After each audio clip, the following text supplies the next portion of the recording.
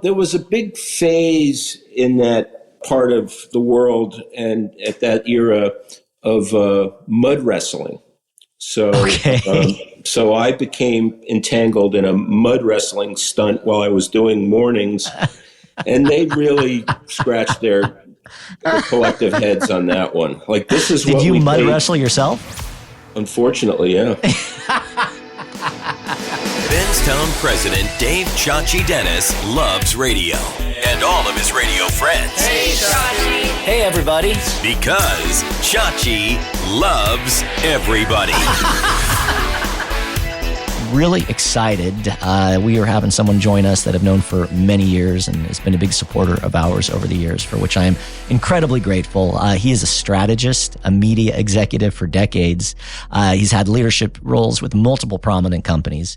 Buzz most recently, I just gave it away, Buzz, by saying your name. But Right. He most recently served as the EVP of Strategy and Innovation for Beasley Media Group, which he joined in 2016 upon the closing of the company's purchase of Greater Media. His passion for great content and tremendous brands has had an impact on diverse list of outstanding radio properties across the country. His industry advocacy has included multiple roles in and around ratings and audience measurement, with participation of the National Association of Broadcasters, COLRAM, which is the Committee on Local Radio Audience Measurement. He was part of the Nielsen Advisory Council and the Council for Research Excellence. He is also the creator and host of a podcast called the Takin a Walk podcast series, where, by the way, he just most recently had Paula Abdul on, which is incredibly cool. So I want to dive into that in a couple minutes. He's got big celebrity friends, obviously, but please welcome Buzz Knight. Buzz, thank you so much, man, for joining us. Oh, it's an honor to join you, Chachi, and so great to see you, even though I saw you a few weeks back. I like that way better, but this is the next best thing. Yeah, that was great. I actually ran into Buzz at CES. How was that your first time at CES, or have you been going to there for a while? Chachi, it's been about 14 years. Oh my gosh. And it's always a really great experience, not only seeing people, but just getting your neck twisted in many different directions and getting startled by so many things that you see coming down the pike. It's hard to explain. That was my second year that had gone, and it's just absolutely overwhelming. I mean, it's all over the place in terms of just the size of it. It's at the Las Vegas Convention Center. It's at the Venetian. They have displays, I think, at MGM. I mean, it's literally all over town. And so it's hard to really see it all. Did you get a lot in? I did. I was able to, with my air quotes, press credentials, be able to come in a few days earlier.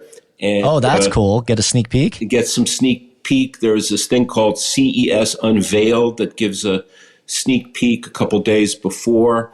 So I really liked the couple days ahead of time aspect of things. I think the most fun for me still is, being scared of what comes around the pike, but in an appropriate manner, not in a go curl up in a fetal position sort of manner. And it's a way I like starting the year to really try to freshen what I think of things and get out of my normal comfort.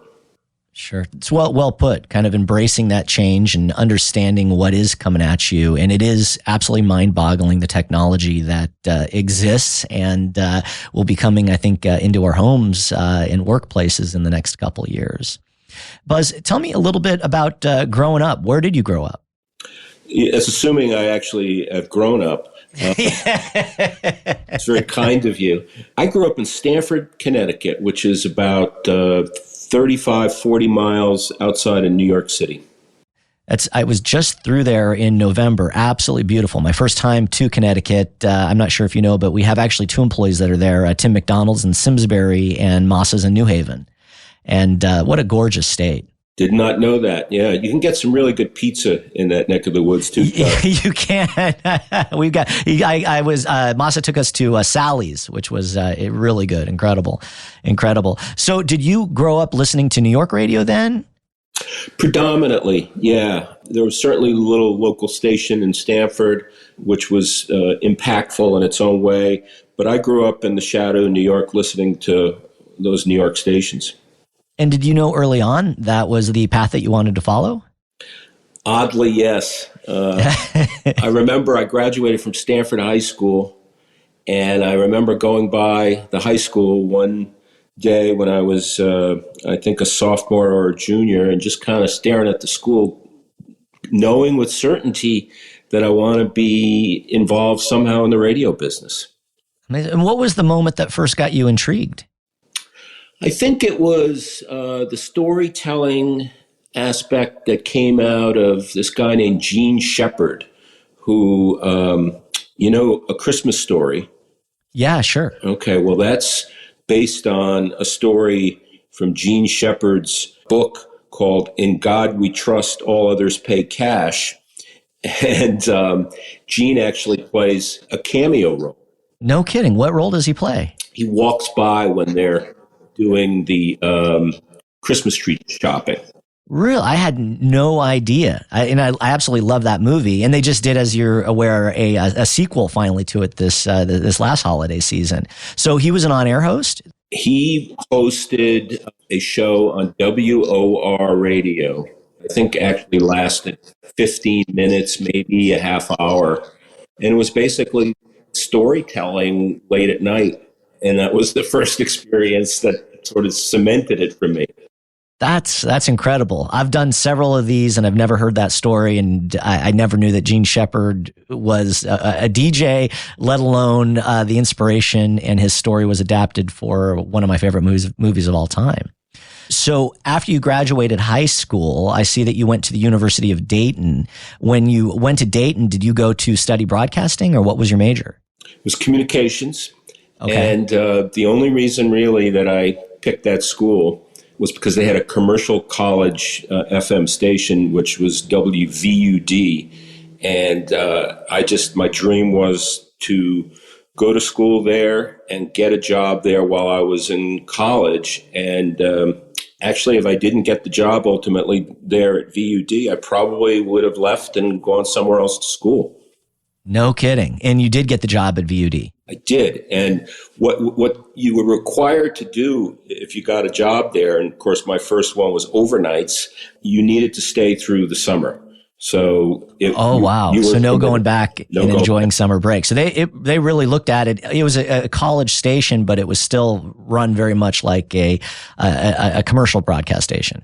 I wouldn't go that far, but no, it actually was. It was. It really was. It competed against the commercial stations in the market and actually got ratings. It was really a tremendous place to start growing up. Do you remember cracking the mic for the first time? And had you had any experience prior to that gig? Yeah, the carrier current station actually at the university, WESB. But I do remember certainly, that first moment of, oh my God, I hope actual words come out of my mouth when you crack the mic.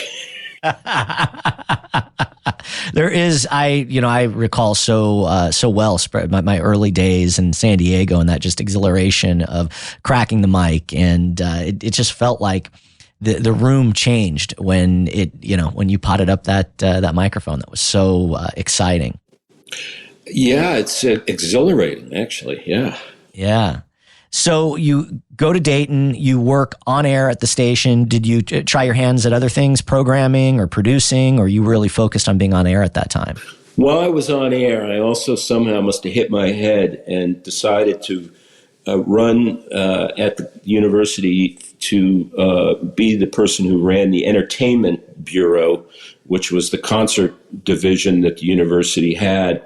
I don't know what got into me there, but that didn't last very long because I wasn't very good at it. I was trying to, maintain my grade point average, and I was working at the radio station. So I'd like to tell you that was a long-standing gig, but it was very short-lived.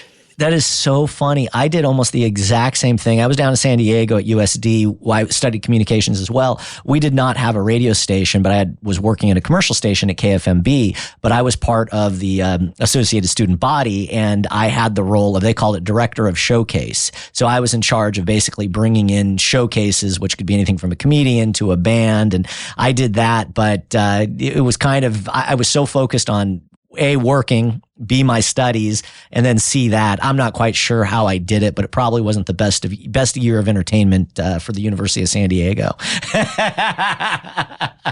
I bet if we look back historically, we would find that Chachi had some of the best bookings and actually did a tremendous job, because you're a very humble man, and that's why everybody loves you.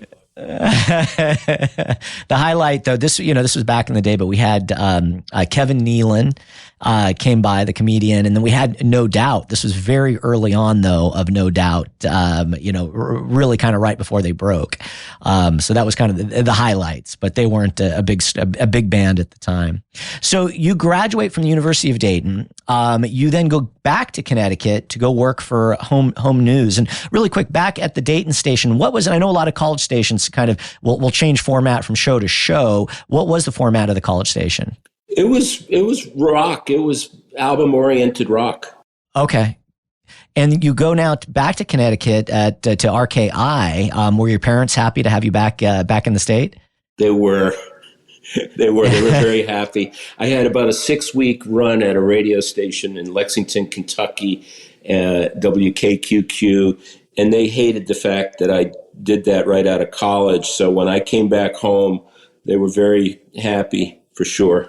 Were they supportive along the way? Were they excited about you getting into broadcasting? They were very supportive. They used to listen to me in Connecticut. They listened to me in New York when I worked there. They didn't always like everything that I did. And there were some moments that I deeply regretted them hearing these things on the radio. What kind of moments? I was hoping you would ask. Well, there was a big phase in that part of the world and at that era of mud wrestling. So, so I became entangled in a mud wrestling stunt while I was doing mornings, and they really scratched their collective heads on that one. Like, this is what Did you we mud paid. wrestle yourself? Unfortunately, yeah. I still have the sand to prove it.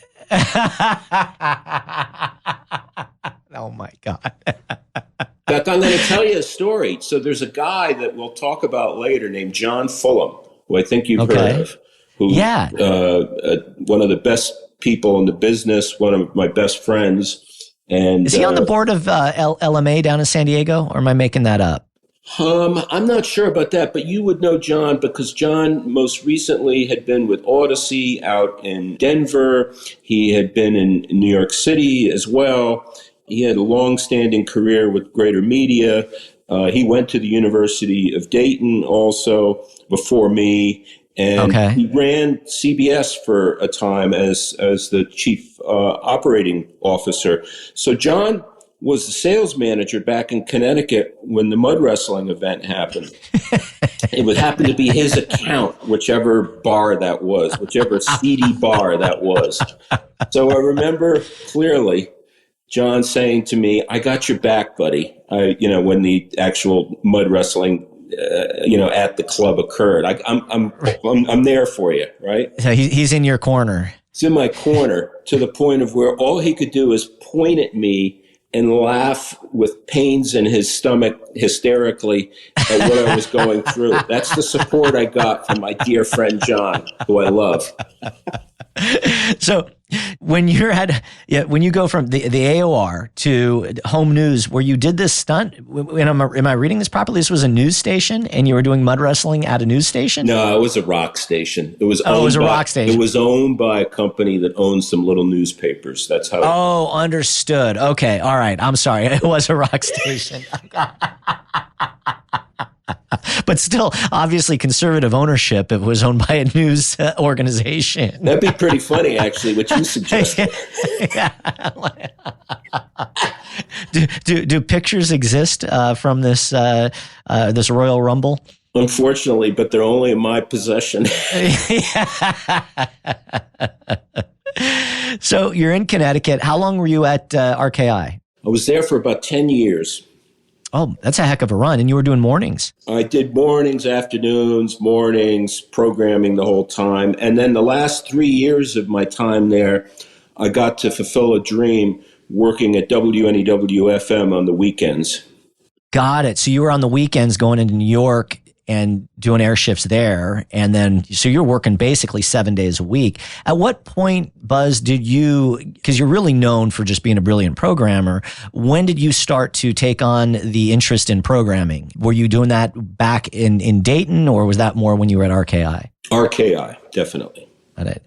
And then did the programmer there just kind of take you under your wings, or under his wings or her wings, or how did you start to get more into it? I'm not really sure. I think sometimes the rule of just showing up puts you in contention for things. So I think, they probably looked around and they went, well, there's nobody else, so I guess him. Yeah. That's so funny. I had gotten that advice early on. Bill Leopold, who was very kind, he managed Melissa Etheridge and Bread and Dave Kaz, and a mentor of mine, and gave us office space very early on.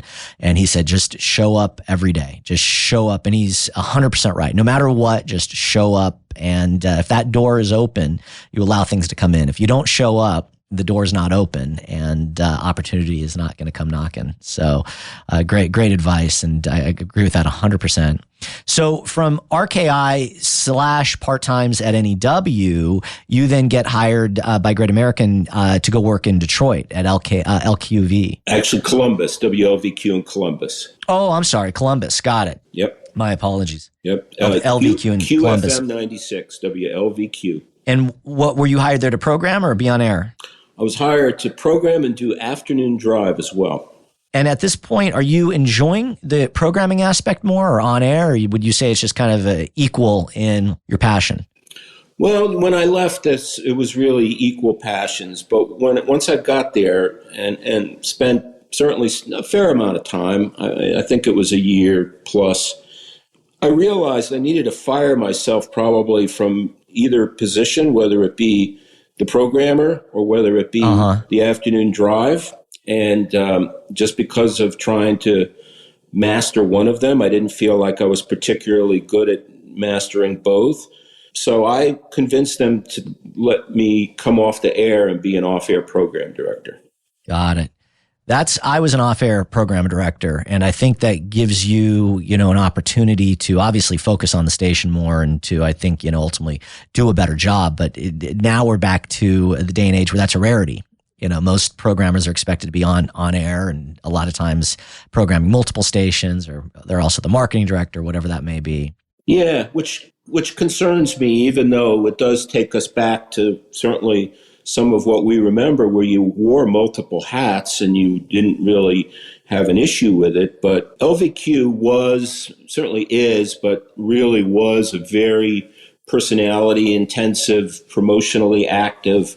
It was a, big honking station. So it needed a lot of attention as well.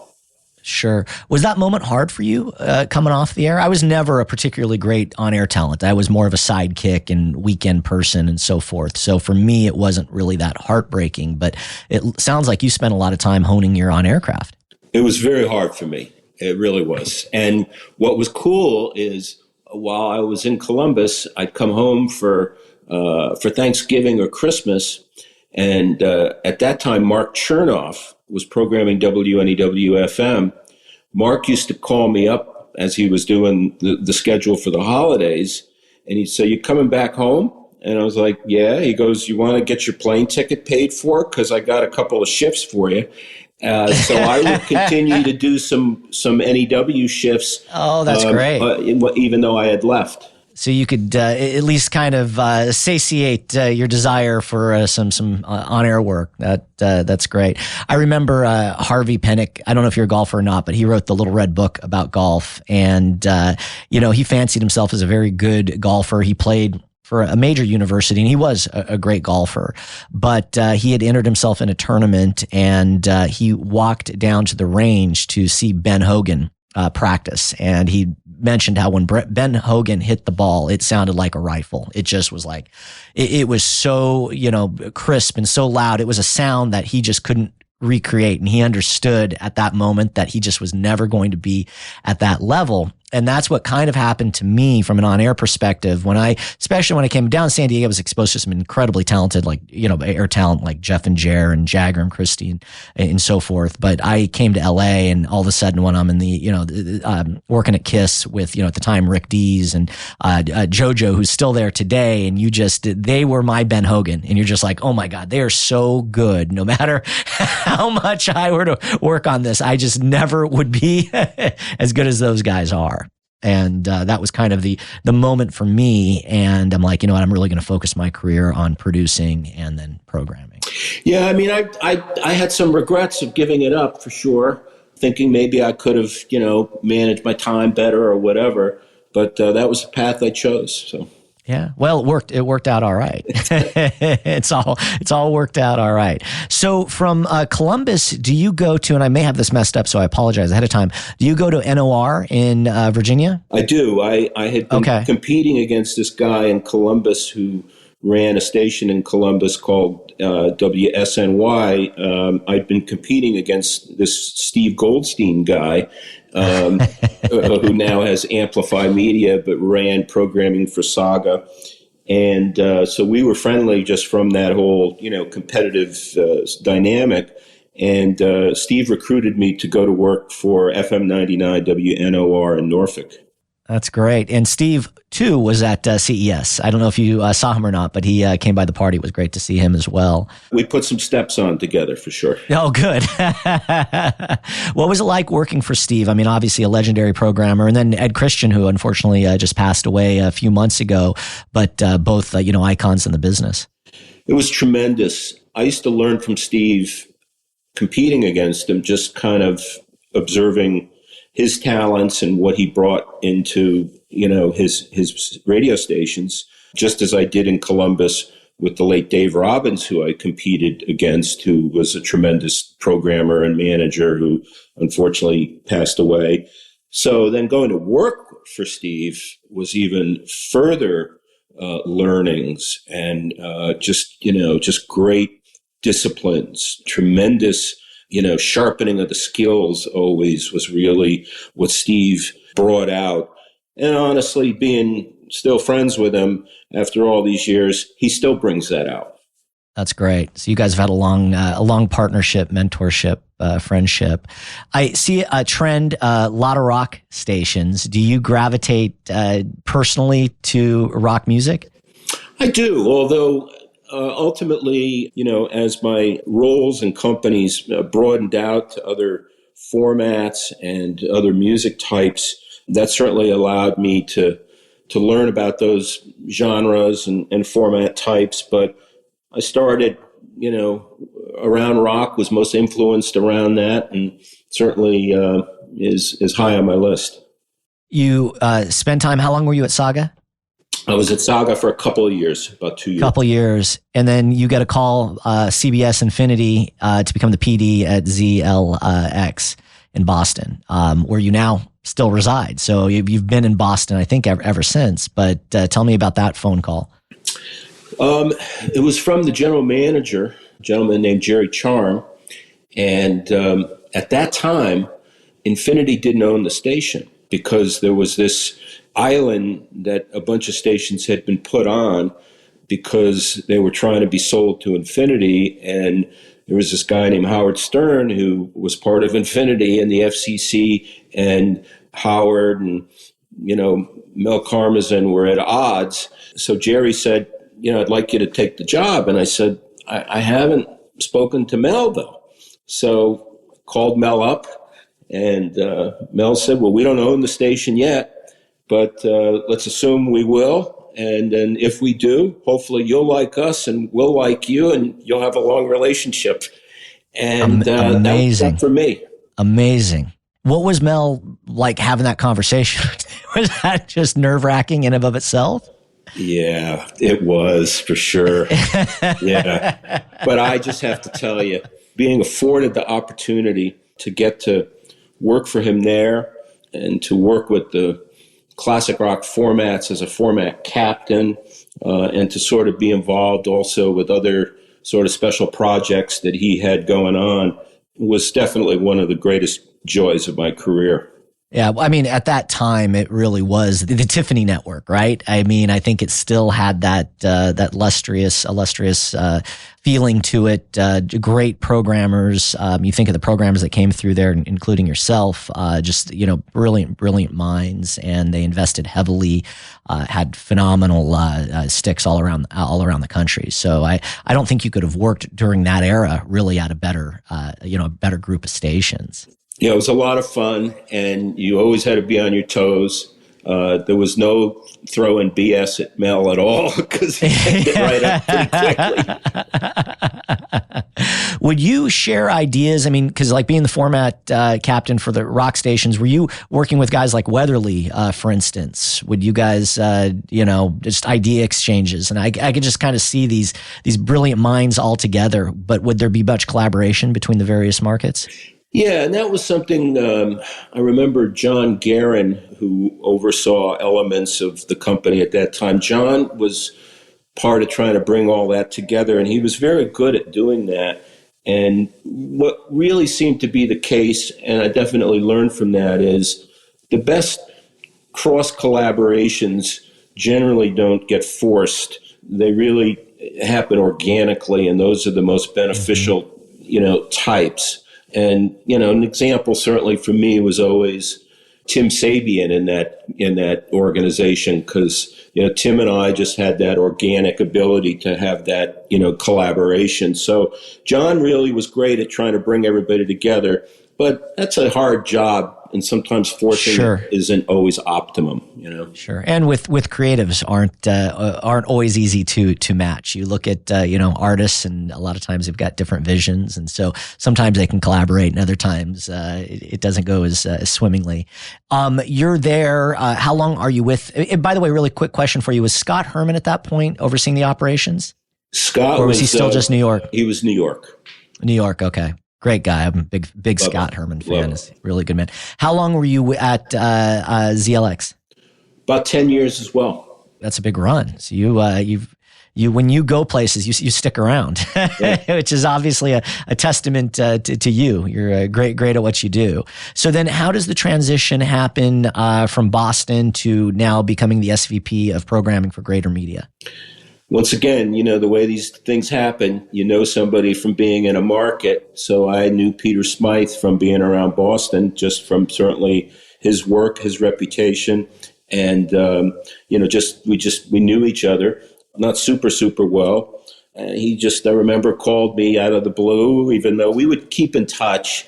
And he said, I'd like to get together with you if possible. So that's always an inkling that, he might have something more than just how the Patriots were doing to talk about. And so we got together, and happened pretty quickly. And that now becomes another, I mean, you're obviously programming a legendary classic rock station in top 10 market. There's a lot of pressure there, but now you become the SVP of programming, and you're overseeing Boston, Philly, Detroit, Charlotte, and stations in New Jersey. So your job, I think, becomes exponentially more challenging. What was that transition like for you? To have one baby, to now having how many stations did the Board's family have at that point? It's like 22, I believe. Yeah. So now you've got 22 babies. Yeah, it was difficult at first, honestly. It was difficult adjusting to the rhythm and flow of it, and to sort of understand really how to have a role that'd be most beneficial for everybody and for the company. So it didn't happen easily immediately, because it required me to kind of get a different look at myself, frankly. And now you, again, back to your rock chops, you now have all sorts of different formats of stations. So I'm sure you're obviously a student of radio, so it wasn't like you weren't familiar with these other formats, but what was that like now, coming in as a rock guy and then maybe giving direction to an AC station? Required me to be a better listener to the individual, either manager or, programmer, because as I really understood it all, my job was to set them up, with the right resources to be successful and the right tools to be successful, and to help them in that process. But then to get out of their way. So that was really where I kind of learned that more because, and then conversely with rock stations, I'd have to figure that same rhythm out because of my past, association with the format. So it really required how to trust people and to be a better manager. Yeah, I could see, and I'm glad you brought that up because I didn't even actually look at it that way. But you're probably much harder on your rock programmers than you were on your AC programmers, for instance, just given your background. I'm curious about, Ed Christian, who we were just talking about at Saga, was obviously known as a very hands-on operator and involved with the stations. Was the Boards family really involved in the day-to-day operations, or was that something that they allowed more of their executives like Peter and yourself to handle? Yeah, they left it to us. Although when the late John Bordis was, involved and stuff, he was involved in really, higher level manners.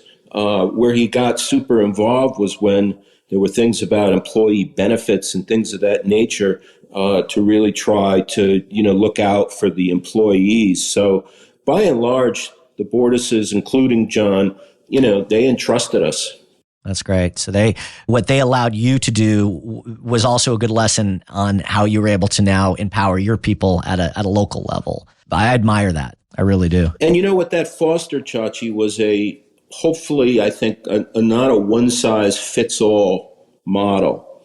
Everything was a bit nuanced, and you needed to respect those nuances when possible. Sure. I'm reading Jeff Samoleon's book right now, which is fantastic. I don't know if you've read it or not, but I wonder if you get to a point and let me back up. I wonder what the sweet spot of station ownership really is. When you get too big, does it get to a point where it's too overwhelming to be able to program and manage and operate those radio stations? Is the sweet spot that somewhere 20 to 50 radio stations versus some of the bigger groups that now, have hundreds, as you know, or close to 1,000? If you're iHeart. So I think that there's probably efficiencies with these incredibly large groups, but then I also feel like you may become inefficient in certain aspects, especially when it comes to programming. I think it's really tricky because there are so many benefits to being that smaller operator compared to the larger broadcasters. But then there's also that susceptibility that if you have one market that gets into trouble, it really can impact the entire company. We used to say that with Greater Media, where if at that time we owned Magic 106.7 in Boston, and if Magic, got a head cold, the entire company caught the flu. Right. It makes sense. I get that. So now all of a sudden you have a few, you've got too many eggs in the basket, or not enough eggs in the basket, maybe, I guess is the expression. Would make sense. So if you're larger, you can, I remember, I can't remember, I think it was Ray Dalio, but he had said like the perfect number of revenue streams is 17. And if you have 17, and I don't know where that came from, but it was in his book, and I always kind of like, that's an interesting number. But you're right. If not all those revenue streams are equal, and one of those revenue streams, is equivalent to, the other 16, I could see where that all of a sudden it would certainly have put a lot of pressure on the company. Very, very interesting. So the Bordis family decides to sell. What year did they sell Greater Media? 2016.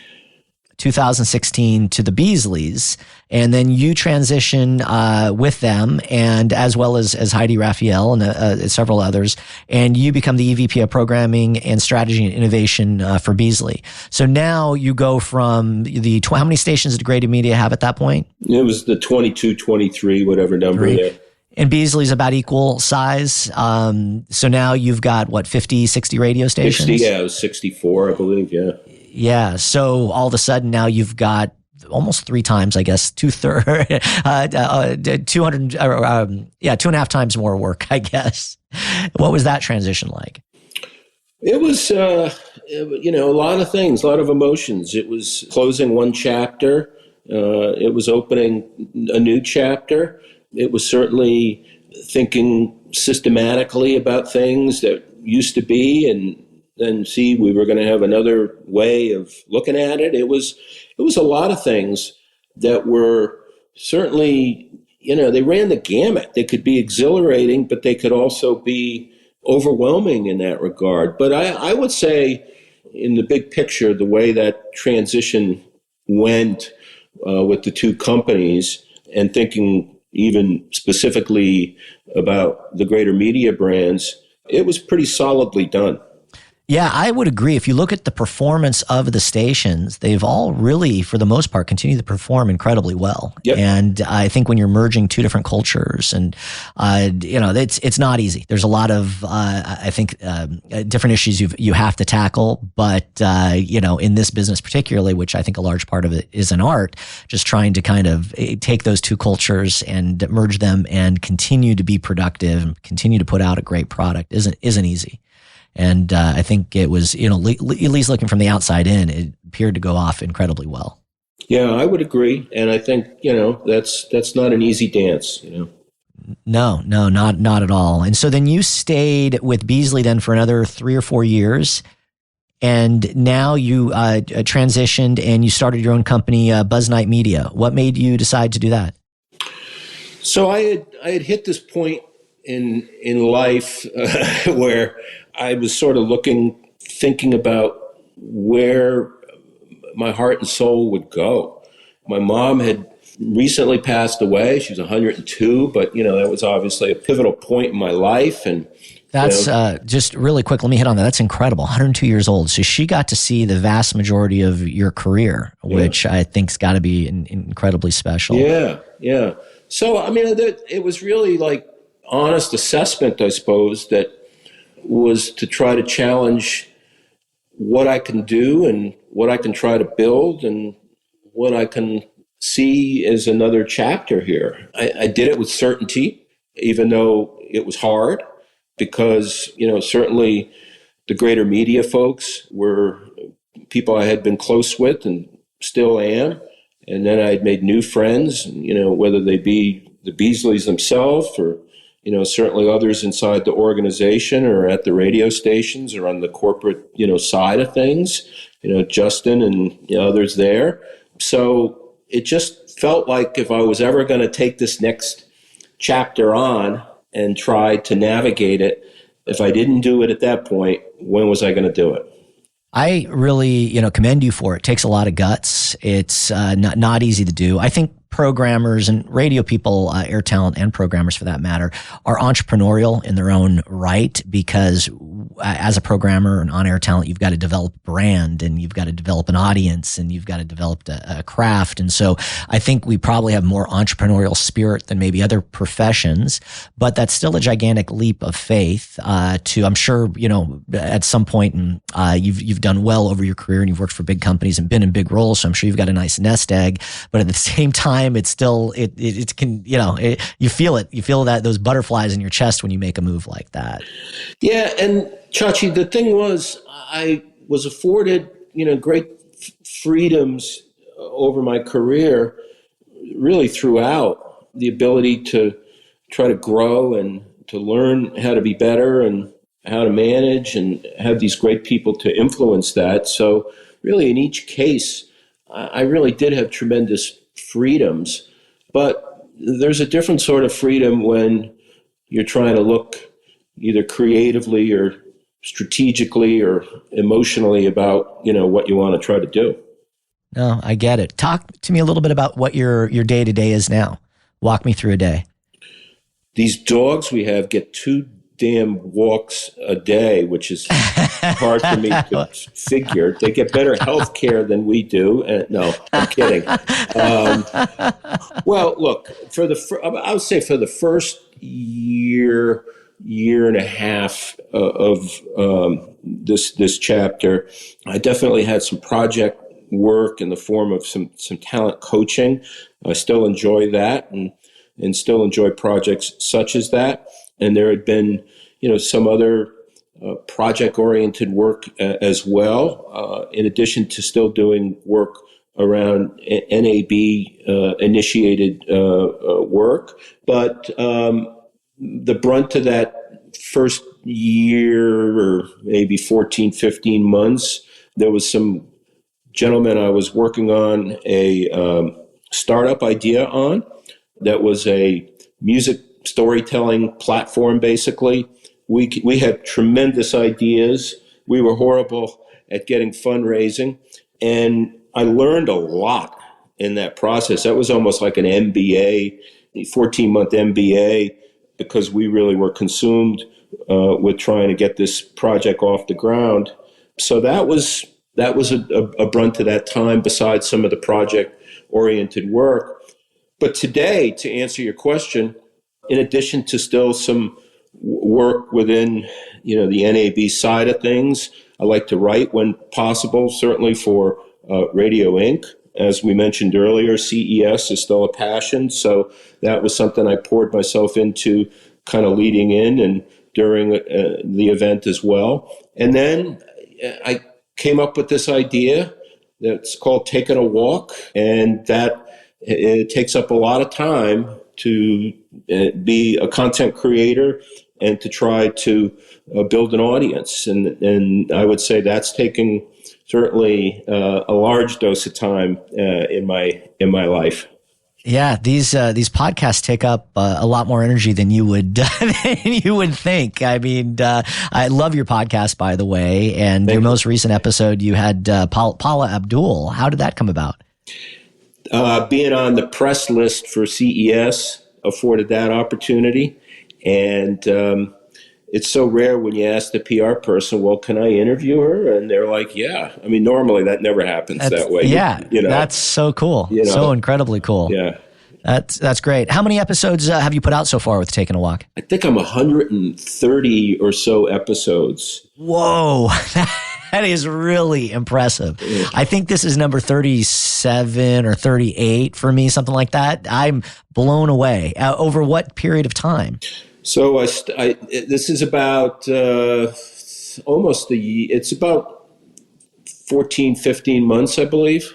Jeez, yeah, I've been at this for, I think, about 3 years now, prior to the pandemic. And so congratulations. That's a tremendous amount of work. Well, I had done a podcast when I had been working with Beasley. I had one that was called Healthy Paranoia that was around tech and leadership sort of themes. And then I sort of then migrated some of that over to something I was calling Buzz Cuts, which was really that type of thing.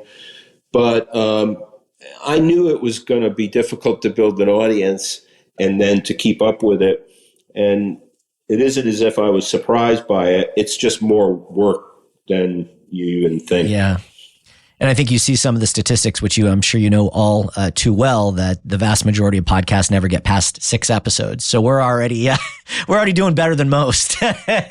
You're doing much better than most. But I think you're right. I think people get into this thinking, oh, it's going to be easy. I'm going to talk into a microphone, record a show, and you don't realize the prep. And it's much like radio, and I think that's why we've seen a lot of radio companies transition successfully into podcasting. I saw an interesting article this morning about how the successful broadcasting companies right now, at least I can't remember who did the analysis, but this person's take on it were the ones that were transitioning into digital and now have part of their revenue stream, 8, 9, 10%. And so this analyst, he noted Town Square, he noted Urban One, and then a few others. Do you agree with that? I do. I think the diversification dance is critical from various content hubs that you try to pull from.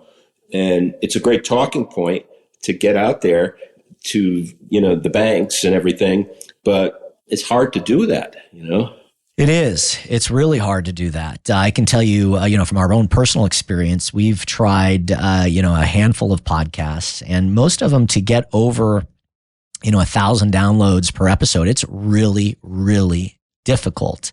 And, we've got a couple right now, Sound Success and Sobriety with Matt Pinfield, one called The Neurotic Vaccine with Andy Cohen. And they're both doing fair, but not great. And so to monetize them, we're still, significantly upside down on both those shows.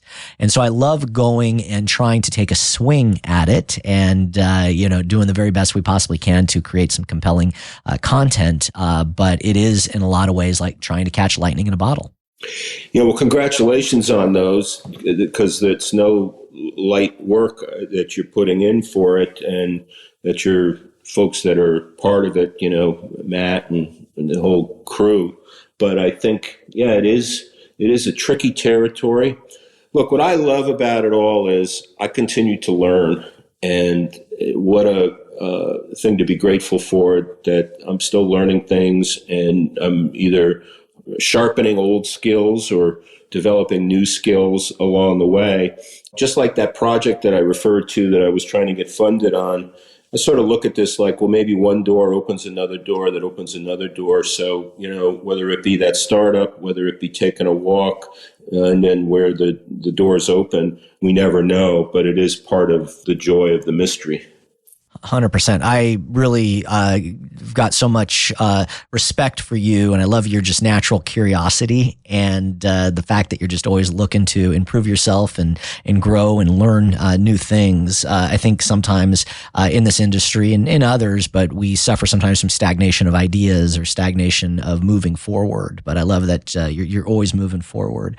But let's take a look backwards just really quickly, because I think that there's been a big shift over the last few years from the owner-operator, which you got to work with for a big part of your career, the Beasleys and the Bordes family, to now the corporate side. And I guess that's really been happening for like the last 20, 25 years, really, when you look at deregulation. But we've seen some owner-operators, Jeff Samulian, the Bordes family, just get out of the business completely. Ed, unfortunately passing away.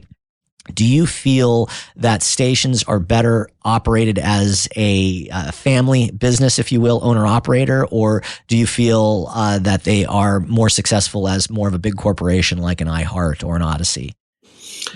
I feel like there's a hybrid somewhere in the middle. I'm not sure what it really is, because I think there's either, strengths in scale or from intelligence over a big corporate staff.